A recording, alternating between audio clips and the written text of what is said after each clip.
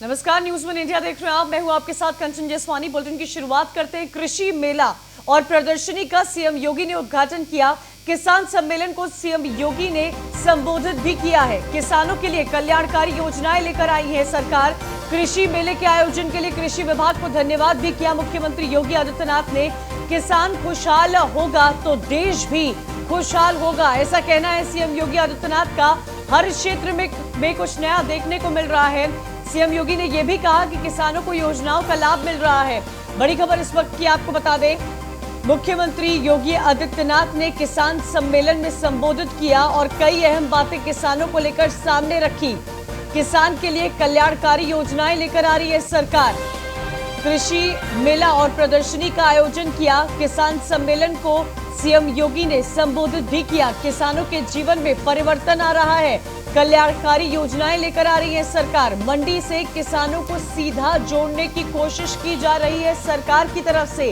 किसान की आमदनी कैसे बढ़े, उसे दोगुनी कैसे किया जाए, इस पर फोकस कर रही है सरकार। किसानों को हर प्रकार की मदद सरकार देगी। किसान कल्याण के लिए सरकार प्रतिबद्ध है। सीएम योगी ने आज कृषि मेले की और प्रदर्शनी के बीच में कई अहम बातें बोली किसान सम्मेलन को संबोधित करते हुए, और ये भी कहा कि कुछ लोग किसान भाइयों को गुमराह करने की कोशिश कर रहे हैं। क्या कुछ कहा, सुनिए। एक कृषि प्रधान देश है और केंद्र और प्रदेश की सरकार अन्नदाता किसानों के हितों के लिए पूरी प्रतिबद्धता के साथ कार्य कर रही है, क्योंकि किसान अगर खुशहाल होगा तो गांव खुशहाल होगा। गांव खुशहाल होगा तो गांव की खुशहाली का मार्ग देश के विकास के लिए, देश की समृद्धि का मार्ग प्रशस्त करेगा। और इसलिए सरकार ने पूरी ईमानदारी और पूरी प्रतिबद्धता के साथ केंद्र और प्रदेश सरकारें इस दिशा में कार्य कर रही हैं।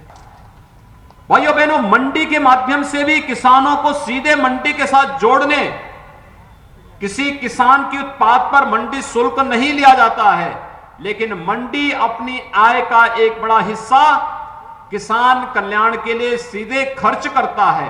प्रत्यक्ष भी और अप्रत्यक्ष भी वह पैसा किसान कल्याण के कार्य में खर्च होता है। यह प्रदेश के अंदर विगत 4 वर्ष के अंदर आप सबने देखा होगा। और आज जिन कृषक उत्पादक संगठनों की बात प्रदेश के अंदर चल रही है, मुझे प्रसन्नता है कि 576 कृषक उत्पादक संगठन वर्तमान में प्रदेश के अंदर कार्य कर रहे हैं। अगर हम कृषक उत्पादक संगठन बना करके गांव में आपस में मिलकर के खेती के इस कार्यक्रम को या किसी भी अन्य कार्यक्रम को करना प्रारंभ करेंगे, उसके बहुत अच्छे परिणाम आएंगे और मुनाफा हमारा कई गुना बढ़ जाएगा। ये किसान और खेती के क्षेत्र में, खेती बाड़ी के क्षेत्र में प्राप्त होने वाला ये मुनाफा ही किसान की जिंदगी में व्यापक परिवर्तन का कारक बनेगा। और केंद्र और प्रदेश सरकार आज यही आप सबसे अपेक्षा रखती है और इसके लिए हर प्रकार का मदद आप सबको करना चाहती है। लेकिन आज जब एक तरफ केंद्र और प्रदेश सरकार पूरी ईमानदारी और प्रतिबद्धता के साथ किसानों के हितों के लिए कार्य कर रही है, तब कुछ निहित स्वार्थी तत्व किसान बंधुओं के कंधों पर बंदूक रख करके वह अनावश्यक किसान भाइयों को गुमराह करके अव्यवस्था और अराजकता का वातावरण देश के अंदर पैदा करना चाहते हैं। हर व्यक्ति जानता है कि जो किसानों के कंधों पर बंदूक रखने वाले ये तत्व किसके इशारे पे काम कर रहे हैं, जिनको किसानों से कुछ लेना देना नहीं, जिन्हें जब सत्ता में रहने का अवसर प्राप्त हुआ तब उन्होंने किसानों के हित के लिए कोई कार्य नहीं।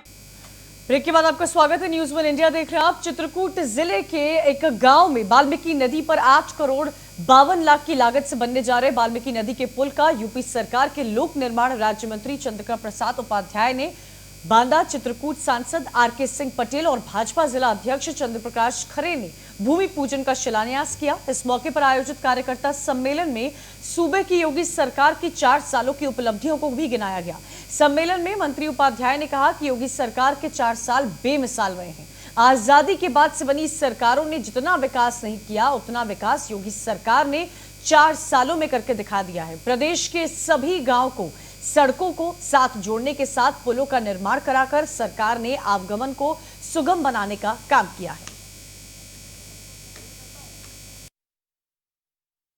अपने माननीय योगी आदित्यनाथ जी की सरकार को के 4 वर्ष पूरे होने पर हमारे प्रदेश के अंदर तमाम कामों के अतिरिक्त जो निर्माण कार्य हुए हैं उसमें आज सगवारा का वाल्मीकि नदी पर पुल का भी आज भूमि पूजन हमारे माननीय सांसद जी और हमारे जिलाध्यक्ष जी और हम तीनों लोगों ने मिलकर के किया है। इस सेतु के निर्माण के बाद एक ये तीसरा रास्ता खुल जाएगा जो सीधे सरधुआ इत्यादि वहाँ न जाना पड़ेगा आदमी को। राजापुर सीधे सरधुआ के पास महुआ गांव के पास से रास्ता निकलेगा और कुछ समय बाद ये बहुत मेन रोड हो जाएगा क्योंकि इसको और भी चौड़ीकरण करा दिया जाएगा और क्रॉस करेगा सीधा ये प्रसिद्धपुर पहाड़ी के पास से सीधा आपको जो है वहाँ पहुँचा देगा सरधुआ। तो एक बहुत अच्छा सुगम मार्ग होगा। विश्वास के, प्रगति और विकास के, ये हमारी सरकार की उपलब्धियां 4 साल की उत्तर प्रदेश सरकार की। कल से हमारा 4 साल का कार्यकाल पूरा हो रहा है उत्तर प्रदेश सरकार का और इस कार्यकाल में हमारे चित्रकूट बांदा जनपद में पूरे बुंदेलखंड उत्तर प्रदेश में जो भी ऐतिहासिक काम हुए हैं मैं समझता हूं 70 सालों में नहीं हुए थे।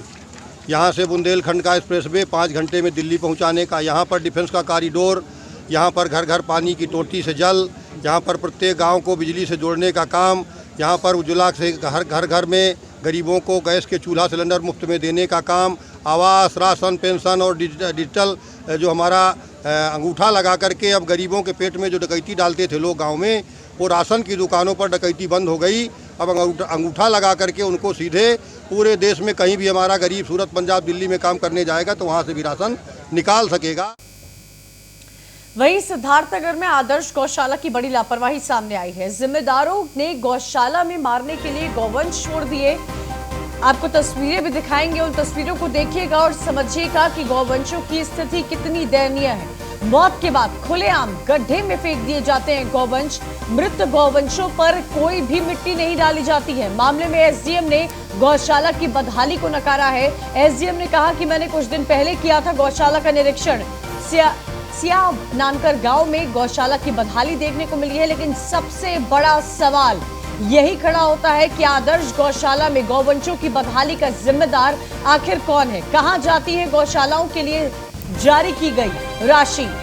ये कई सारे अहम सवाल यहां पर खड़े हो रहे हैं कि आखिर जो राशि जारी की जाती है गौशालाओं के लिए वो कहां पर जा रही है? इन सबका जिम्मेदार, जो बदहाली देखने को मिल रही है गौवंशों की, उसका जिम्मेदार कौन है? एक तरफ तो बात आदर्श गौशाला की जाती है, लेकिन दूसरी तरफ तस्वीरें बदहाली की नजर आती हैं। गांव में गौशाला की बदहाली देखिए, तस्वीरें सिद्धार्थनगर की आपको दिखा रहे हैं। एसएसपी का साफ तौर से कहना है कि कुछ दिन पहले ही गौशाला का, एसडीएम ने कहा कि कुछ दिन पहले ही गौशाला का निरीक्षण किया था, लेकिन उसके बाद भी ये बदहाली क्यों? गौशाला की बदहाली को भी नकारा है एसडीएम ने इस पूरे मामले में। मृत गौवंशों पर कोई मिट्टी नहीं डाली जाती है, ऐसे ही फेंक दिए जाते हैं सड़कों पर। कई सारे सवाल खड़े हो रहे हैं। मामले में एसडीएम ने गौशाला की बदहाली को नकारा है और कहा कि कुछ दिन पहले ही गौशाला का निरीक्षण किया था। ये गौशाला की बदहाली की तस्वीर इस वक्त आपको दिखा रहे हैं। सबसे बड़ा सवाल, आदर्श गौशाला में गौवंशों की बदहाली का जिम्मेदार कौन है? क्यों हो रही है ये सारी घटनाएं? कहां जाती है गौशालाओं के लिए जो धनराशि जारी की जाती है, वो आखिर जा कहां रही है? क्योंकि कदम उस तरह से नहीं उठाए जा रहे हैं।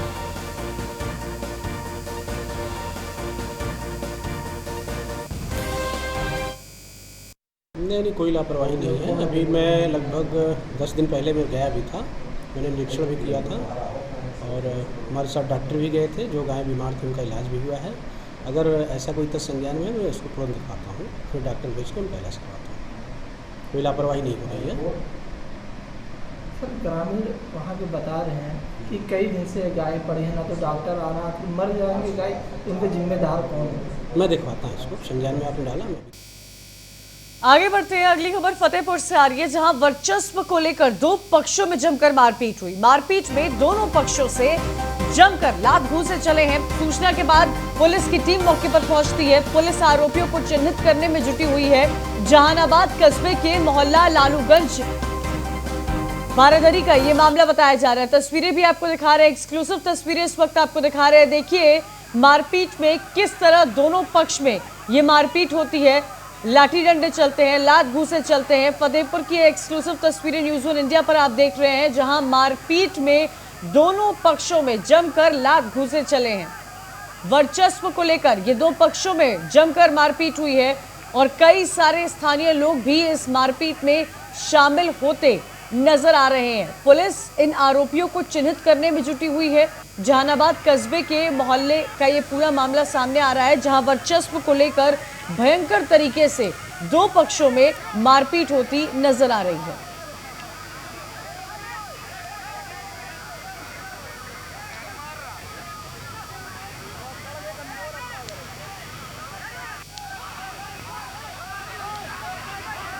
ज्यादा जानकारी के लिए सीधा रुख करेंगे जितेंद्र विश्वकर्मा का, हमारे संवाददाता हमारे साथ जुड़े हुए हैं। जितेंद्र, क्या जानकारी मिल पा रही है वर्चस्व को लेकर दो पक्षों में इतनी बुरी तरह से मारपीट? जी बता दें कि ये वहाँ का मेला का आयोजन था, जहाँ कल शाम का ये वीडियो बताया जा रहा है, जिसमें वहाँ पर साफ दिखाई दे रहा है वीडियो में थोड़ी बहुत किसी तरीके से बहस होती है और बहस मारपीट तक बदल जाती है और मारपीट होती है। उसमें दो फुट के कई लोग इकट्ठा होते हैं, उसमें मारपीट होते हैं। वीडियो जब सोशल मीडिया में वायरल होता है तो पुलिस हरकत में आती है और पुलिस ने उसमें वीडियो में दिख रहे लोगों को चिन्हित करके 2-3 लोगों को उठाने की बात बता रही है फिलहाल वहाँ की पुलिस। जी शुक्रिया जानकारी के लिए जितेंद्र। तो देखिए वर्चस्व को लेकर किस तरह दो पक्षों में बुरी तरह से मारपीट हुई है। इसी के साथ इस बुलेटिन में इतना ही। तमाम खबरों के लिए आप देखते रहिए न्यूज़ 1 इंडिया।